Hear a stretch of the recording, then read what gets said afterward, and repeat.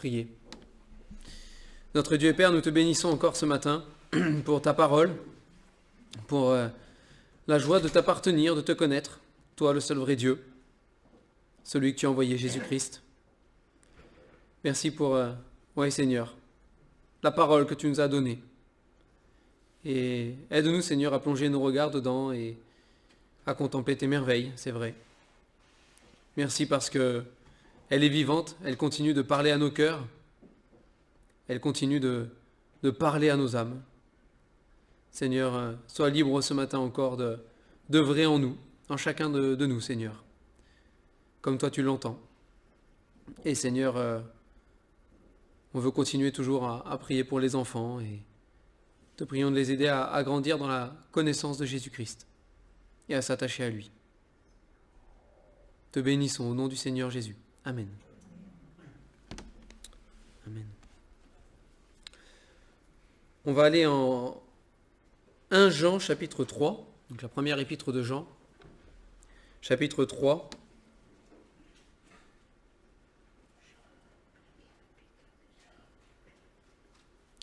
« 1 Jean, chapitre 3, premier verset.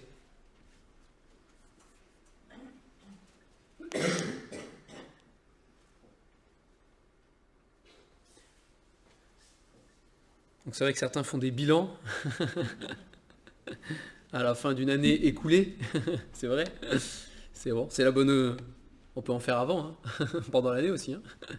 Mais c'est le bon moment, voilà, c'est le moment favorable, on va dire, plus ou moins. Certains font les comptes aussi, hein, de fin d'année, ce qui reste, ce qui est parti, ce qui est utile, ce qui est inutile. C'est aussi ce sont aussi des moments voilà, qu'on passe avec la famille, hein, on a les fêtes de fin d'année, voilà, on retrouve la famille dans la chair, bien sûr. Et il y a une chose, quand on est au Seigneur, hein, il y a une chose qui demeure toujours, même s'il y a beaucoup de choses qui peuvent partir en une année. On peut perdre des amitiés, on peut perdre plein de choses hein, en un an.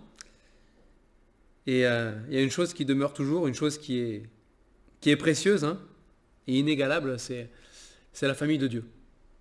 Ça, c'est quelque chose, on ne le perdra jamais. Hein. On peut perdre beaucoup de choses dans ce monde, c'est vrai, hein, mais la famille de Dieu, on ne la perdra pas. Quand on est enfant de Dieu, la parole nous atteste que c'est pour l'éternité, on ne perd pas notre salut. Hein. On est enfant de Dieu jusqu'à la fin, jusqu'à ce jour glorieux, dit la parole, où nous verrons Christ face à face, n'est-ce pas hein, où nous serons semblables à lui, où tous ensemble, nous serons avec lui pour toujours. Hein. Donc il y a beaucoup de versets hein, voilà, qui parlent de ce moment, et on est prédestinés ensemble à être un jour semblables à l'image de Jésus-Christ. Mais tous ensemble, hein, tous ensemble. Et il y a une chose qui demeure, c'est notre statut d'enfant de Dieu et notre appartenance à la famille de Dieu.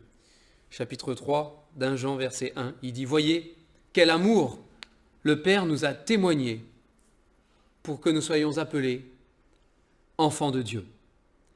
Et nous le sommes. Si le monde ne nous connaît pas, c'est qu'il ne l'a pas connu. »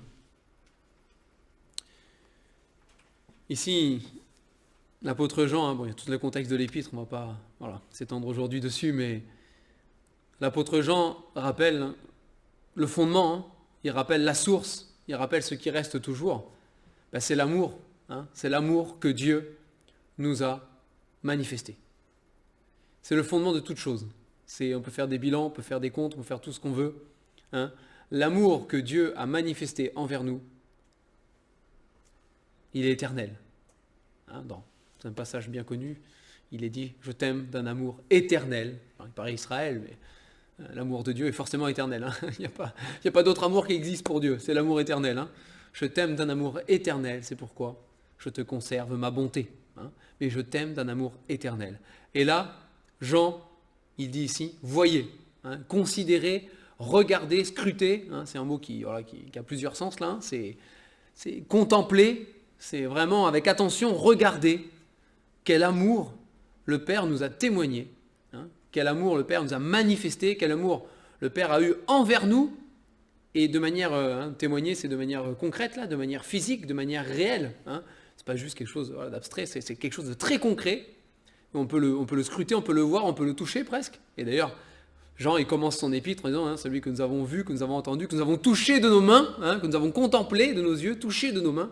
C'est quelque chose de palpable. Il dit, voyez quel amour le Père nous a témoigné pour que nous soyons appelés enfants de Dieu. Et peut-être que voilà, pour nous qui sommes chrétiens depuis un moment, qui avons entendu l'évangile depuis longtemps, qui avons accepté le Seigneur, on s'est habitué à cela, le fait d'être enfant de Dieu, on s'y est habitué peut-être, mais c'est un miracle. C'est quelque chose d'extraordinaire. Ça ne devrait pas être possible. À cause de nous-mêmes, pas à cause de Dieu, mais à cause de nos péchés, à cause de ce que nous sommes au fond de nous-mêmes, dans nos pensées secrètes et dans notre vie, voilà, loin des yeux des hommes, dans ce que nous sommes réellement nous-mêmes, ça ne devrait pas être possible. On ne devrait pas pouvoir être appelé enfant de Dieu, enfant de la sainteté, enfant de la lumière. On ne devrait pas pouvoir. Mais vous avez Jean chapitre 1, les questions de lumière, Jean chapitre 1 verset 12. Là, je vais aller trop loin. Ce verset encore, que nous connaissons. Jean 1, 12. Mais à tous ceux qui l'ont reçu, à ceux qui croient en son nom, elle a donné le pouvoir de devenir enfants de Dieu, lesquels sont nés non du sang, ni de la volonté de la chair, ni de la volonté de l'homme, mais de Dieu. Il n'y avait aucun moyen humain, aucune possibilité humaine, aucune volonté d'homme qui aurait pu faire de nous des enfants de Dieu. C'est Dieu lui-même qui l'a fait. Parce qu'il nous a aimés, parce qu'il a donné sa propre vie sur cette croix pour nous sauver, pour effacer nos péchés, pour nous rendre, comme il est dit, plus blanc que la neige. C'est ce que nous sommes de moche, de mauvais et de pourris à l'intérieur, et nettoyés par Jésus-Christ et par le sang qui a coulé à la croix. On connaît l'évangile. C'est nettoyé par le sang de Jésus. Et alors, il nous a donné le pouvoir, c'est fort ce mot, le pouvoir. Il a donné le pouvoir de devenir enfant de Dieu et d'être adopté dans la famille de Dieu. Romains chapitre 8. Romains chapitre 8. Verset 15. Même à partir du verset 14. Romains 8, 14. Car tous ceux qui sont conduits par l'Esprit de Dieu sont fils de Dieu. Et vous n'avez pas reçu un esprit de servitude pour être encore dans la crainte, mais vous avez reçu un esprit d'adoption, par lequel nous crions « Abba, Père ». Et verset 16, « L'Esprit lui-même rend témoignage à notre esprit que nous sommes enfants de Dieu. Or, si nous sommes enfants, nous sommes aussi héritiers, héritiers de Dieu et co-héritiers de Christ, si toutefois nous souffrons avec lui afin d'être glorifiés avec lui. » Et là, c'est l'apôtre Paul qui écrit et qui nous rappelle quelque chose d'important. Nous avons été adoptés dans la famille de Dieu. Adoptés par Dieu lui-même. C'est une adoption. Alors, il a fallu que nos péchés soient effacés, n'est-ce pas? Il a fallu que par la foi, on croie de tout notre cœur au sacrifice de Jésus pour recevoir le pardon de nos péchés. Mais en même temps que le pardon de nos péchés, on a reçu cela. On a été adoptés par Dieu dans sa famille. Avec tous ceux qui ont fait la même démarche, qui ont cru en Jésus, et on se retrouve tous, qu'on le veuille ou qu'on ne le veuille pas. On dit on ne choisit pas sa famille, c'est vrai dans tous les cas. C'est qu'on le veuille ou qu'on ne le veuille pas, on se retrouve liés les uns aux autres, parce qu'on a été adoptés par le même Père Céleste. Et on se retrouve tous dans la même famille. Et ça, c'est quelque chose que le monde ne comprend pas, que le monde ne connaît pas, et qui dépasse ce qu'on peut expliquer même avec des mots.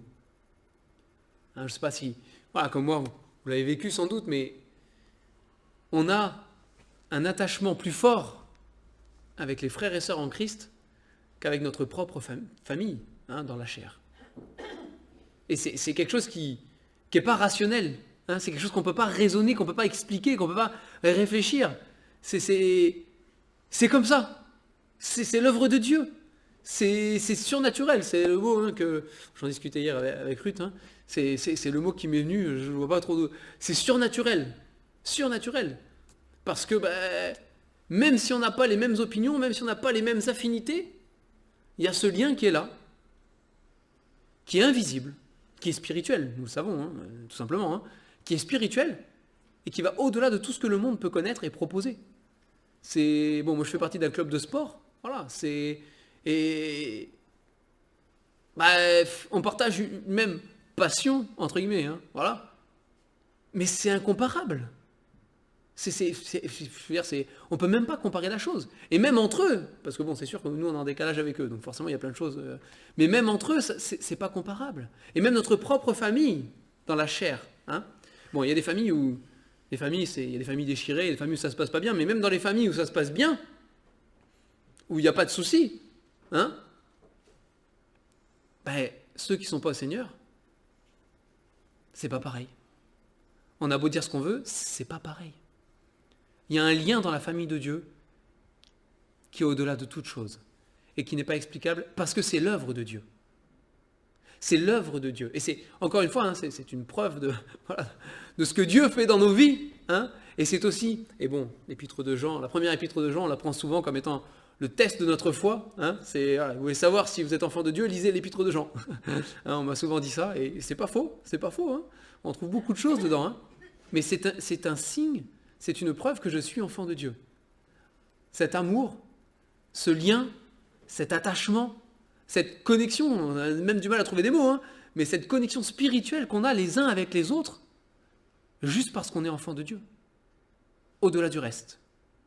Au-delà des origines, au-delà des pays desquels on vient, au-delà de tout ça. Hein, il y a cette connexion qui est là, et qui dépasse toute chose, et qui est précieuse. Et qui est précieuse. Et la Bible parle hein, de l'unité de l'esprit. Hein, efforcez-vous, il est dit, hein, efforcez-vous de conserver l'unité de l'esprit. Efforcez-vous de le conserver. C'est quelque chose qui est naturel, cette connexion, hein, voilà, ce lien entre nous, c'est quelque chose qui est naturel, mais la Bible nous encourage aussi à nous efforcer de le conserver. Il existe, il est là, c'est Dieu qui le fait, c'est Dieu qui le crée. C'est pas nous qui le faisons, c'est pas quelque chose hein, qui est... fabriqué par des sentiments, des émotions, parce qu'on se réunit ensemble et qu'on, je sais pas, hein, et qu'on chante ensemble, etc. C'est pas des émotions. Hein, c'est quelque chose qui est au-delà de ça. C'est quelque chose de spirituel. C'est Dieu qui l'a créé en nous. Il est là. Mais on est appelé à le conserver, à nous efforcer de le conserver. Parce que c'est quelque chose qui est plus précieux que tout. Encore une fois, un jour on va tous partir, on va tous quitter cette terre. Hein, et tout ce qu'on a, on ne l'emmènera pas avec nous. C'est une certitude, on partira sans rien, n'est-ce pas?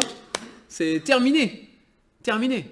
Par contre, ce lien entre enfants de Dieu, il perdurera. Hein. Il est dit qu'on sera tous ensemble dans les cieux. C'est au ciel, on sera tous ensemble. Et pour l'éternité. Avec Dieu, avec Jésus, parce que c'est ça qui est le plus important, c'est qu'il sera là. Mais on sera quand même tous ensemble. Ça, on le gardera. C'est quelque chose qui ne disparaîtra jamais. Ce que Dieu a créé en nous, cette famille qu'il a construite, qu'il a créée lui-même, à travers le sacrifice de Jésus. Hein. Cette famille qu'il a créée, elle est éternelle. Elle est éternelle. On vit des moments sur la terre qui, voilà. Mais elle est éternelle. Vraiment, elle n'aura jamais de fin. Nous passerons l'éternité ensemble. Ah, et dans une communion fraternelle... bien plus pure que ce que nous pouvons vivre déjà sur Terre, et pourtant déjà sur Terre, elle est belle, et elle est magnifique. Mais dans le ciel, ce sera dénué de tout péché, et de tout, voilà, tout reste humain là, qui nous entrave parfois. Il n'y aura plus toutes ces choses. On sera dans la présence de Dieu, dans la pureté absolue, hein, même si on est censé déjà se purifier, mais voilà, ce sera d'une perfection telle qu'on ne peut pas le décrire avec des mots. Et ce sera pour toujours. Si on continue dans 1 Jean chapitre 3, déjà au verset 1, il l'affirme, on l'a lu, hein, il dit « Et nous le sommes, nous sommes enfants de Dieu, nous faisons partie de la famille de Dieu, tous ensemble, nous faisons partie ». Il l'affirme. C'est une certitude absolue. Nous le sommes. Pour nous qui avons cru en Jésus, bien entendu, nous le sommes. Il dit, si le monde ne nous connaît pas, c'est qu'il ne l'a pas connu. Et il dit, le monde, lui, il ne peut pas connaître. Il ne peut pas nous connaître tels que nous sommes réellement. Ils nous prennent pour des gens bizarres, surtout. Voilà, c'est un peu... Je ne sais pas vous, mais moi, c'est le constat qui ressort très souvent, quand même. Ils nous prennent pour des gens bizarres, certes. Mais ce que nous sommes réellement, ce que nous vivons réellement, en tant qu'enfants de Dieu, en tant que famille de Dieu, ils ne peuvent pas le comprendre. Ça dépasse l'entendement, parce qu'ils ne connaissent pas Jésus, tout simplement, ici. Ils ne connaissent pas Jésus. Avant d'accepter le Seigneur Jésus, j'ai côtoyé des chrétiens qui vivaient l'amour fraternel pendant quelques années. Je croyais comprendre ce qu'ils vivaient, en fait. Parce que moi, j'allais au pique-nique avec eux, je participais au repas, je faisais des trucs, je croyais comprendre, en fait, ce qu'ils vivaient. Mais non, en fait. Alors ça donnait envie, certes, ça donnait envie de vivre la même chose, mais à un moment donné, tant que j'avais pas l'Esprit de Dieu, c'était pas la même chose. Et le jour où le Seigneur Jésus est devenu mon sauveur, le jour où j'ai reçu l'Esprit de Dieu, et où j'ai partagé ces moments avec eux, c'était pas la même chose. Je me suis dit, je croyais savoir, mais je savais rien. Parce que je ne connaissais pas Jésus. Et le monde ne peut pas comprendre ce qu'on vit. Ils ne peuvent pas. Ils essayent, mais bon, ils se font des nœuds au cerveau, où ils croient savoir, mais ils ne savent rien. Tant qu'ils ne connaissent pas Jésus. Tant qu'ils ne connaissent pas Jésus. Et nous qui connaissons Jésus, ce que nous vivons, nous savons que c'est la vérité. Nous savons que c'est la réalité. Parce qu'il vit en nous.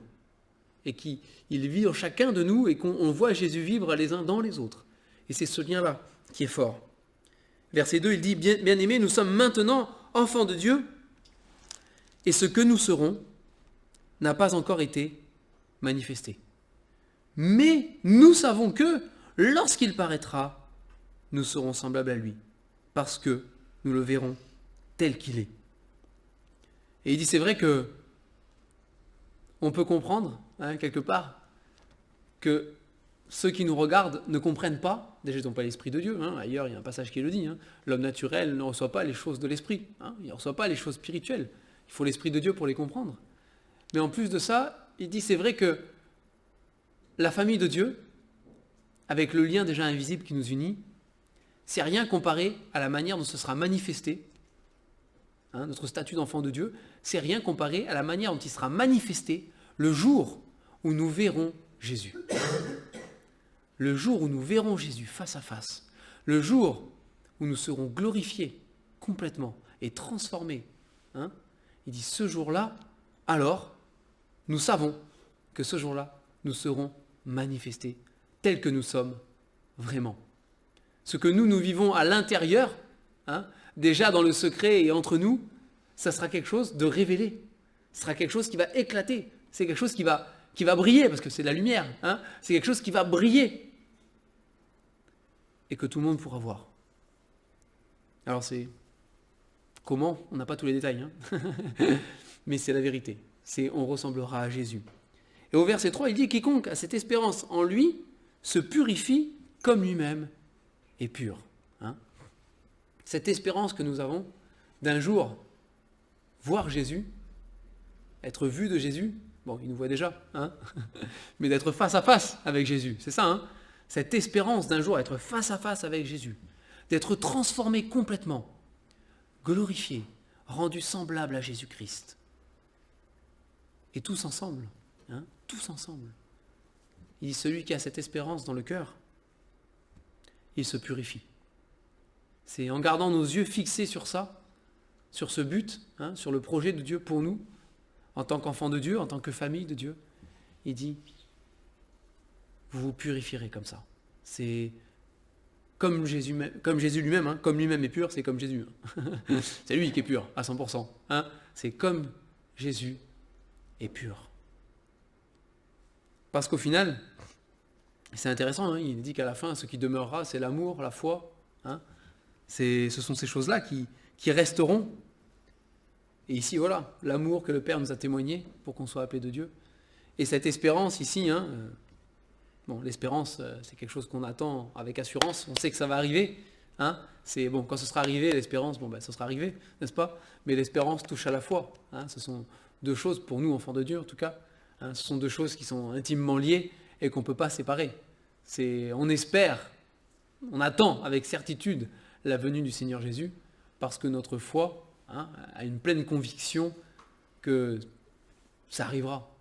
C'est sûr, on le sait, parce qu'on le croit de tout notre cœur, hein. C'est notre foi. Et c'est ce qui demeurera. Et cet amour et cette foi, elle demeurera avec la famille de Dieu. Et pour toujours, pour l'éternité. C'est quelque chose de fort, hein. Et on doit s'en rappeler, bon, tous les jours de notre vie, bien évidemment. Mais voilà, on est dans une période où on insiste beaucoup sur la famille, hein. Et il y a beaucoup de livres même, hein. Voilà, je suis allé dans une librairie il n'y a pas longtemps. Alors, j'en ai vu des livres, j'en ai regardé. Je cherchais un cadeau de Noël. Alors, j'ai regardé des livres. Et voilà, il y a énormément de livres sur le relationnel familial et la famille et tout ça, etc., etc., etc. Hein. Il y en a à l'appel, hein. Il y en a à l'appel. Mais c'est fade. Oh, il y a peut-être des choses intéressantes, hein, je dis pas, mais c'est fade. C'est fade. Ça reste dans des choses tellement... Bah oui, c'est un niveau humain, quoi, forcément. Hein. Ce sont des hommes, n'est-ce pas? On est sur un niveau humain. Et combien ce que le Seigneur, lui, hein, a planifié, a prévu, a créé en nous, par Jésus, hein, combien c'est... Je ne sais pas si on peut faire une comparaison, quoi. C'est tellement excellent et tellement meilleur et tellement au-delà de tout ça. Hein, tellement au-delà. La famille de Dieu. Ça a été rappelé ce matin, mais nous sommes un corps. Hein, c'est une famille particulière. On est une famille corporelle. Je ne sais pas trop comment on peut définir ça. Mais voilà, on est une famille corporelle, on est membres les uns des autres. C'est plus qu'une famille. Hein. On dit qu'on est la famille de Dieu parce que bah, voilà, c'est le terme qui ressort de ce qu'on lit dans la parole. On est tous enfants de Dieu, on a le même Père, hein, le Père Céleste, puis on a le même frère. En hébreu, hein, il nous est dit, de la part du Seigneur Jésus, qu'il n'a pas honte, hein, de nous appeler frères. Donc oui, bah, si Jésus est notre frère, que Dieu est notre Père, forcément, hein, c'est une famille, quoi. C'est la famille de Dieu. Hein. Mais la parole va au-delà de ça, nous montre quelque chose qui va plus loin qu'une simple famille. Il est dit qu'on est membres, hein, les uns des autres. En Corinthiens, hein, voilà, nous sommes un corps, Jésus est la tête, et nous sommes membres les uns des autres. Et c'est là où ça va plus loin que ce que le monde peut connaître. Hein. C'est membres les uns des autres. On n'est pas membres ensemble d'un même club. Hein. On n'est pas membres ensemble d'une même association. On n'est pas membres ensemble d'une même église. C'est pas ça. Hein. On est membres les uns des autres.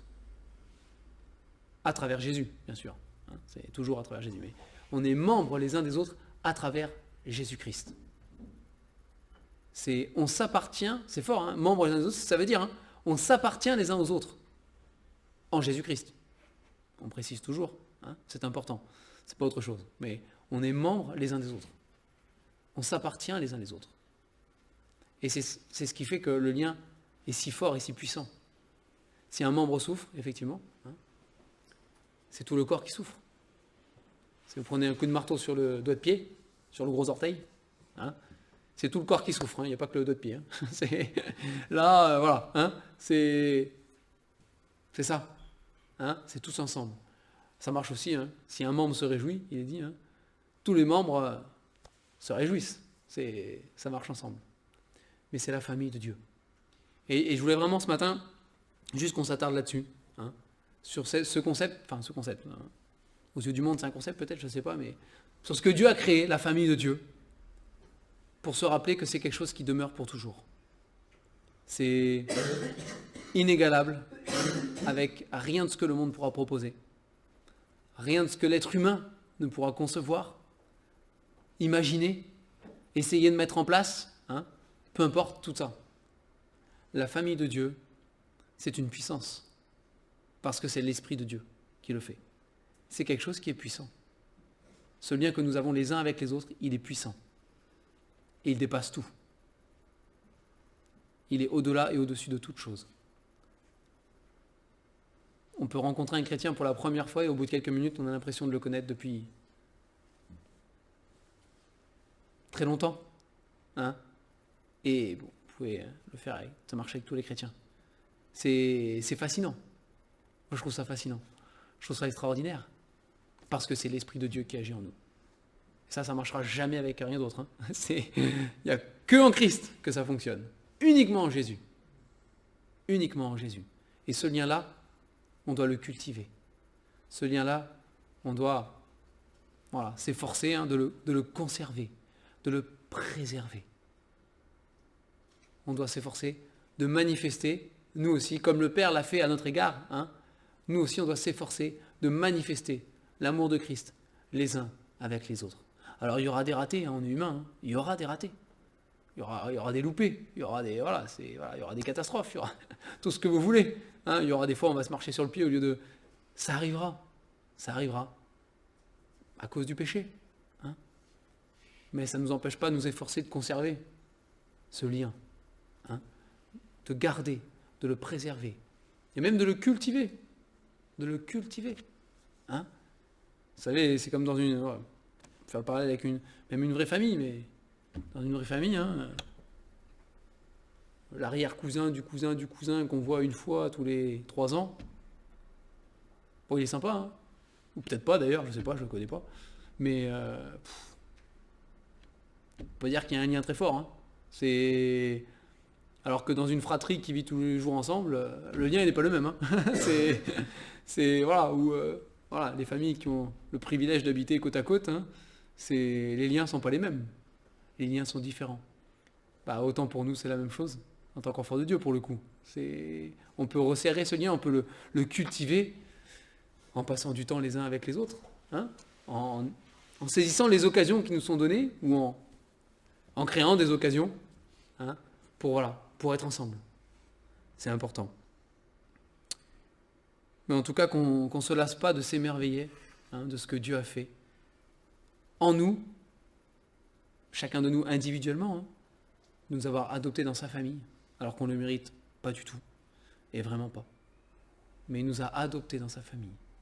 Et le fait que, on est ensemble. Et on sera toujours ensemble. Et pour l'éternité, on sera ensemble. Et ça, c'est l'œuvre de Dieu. Et on peut rendre gloire à Dieu pour ça. Non seulement il a réussi à nous réconcilier avec lui, ce qui quand même déjà est un grand miracle, mais en plus de ça, il a réussi à nous mettre tous ensemble. C'est à nous réunir ensemble, à nous faire marcher ensemble. Je veux dire ça nous dépasse. Hein, mais c'est l'œuvre de Dieu. Et qu'on puisse glorifier le Seigneur pour tout ce qu'il fait. En attendant ce jour, où il paraîtra, nous paraîtrons aussi tels que nous sommes.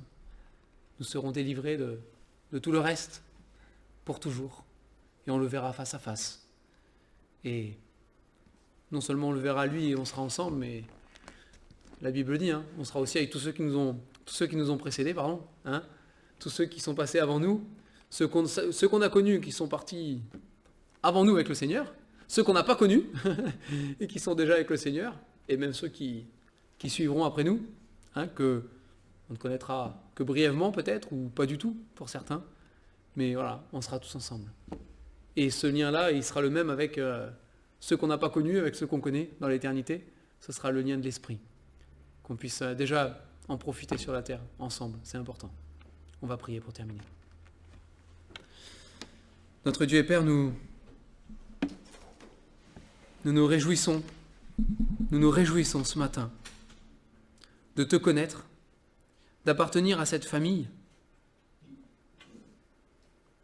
Seigneur,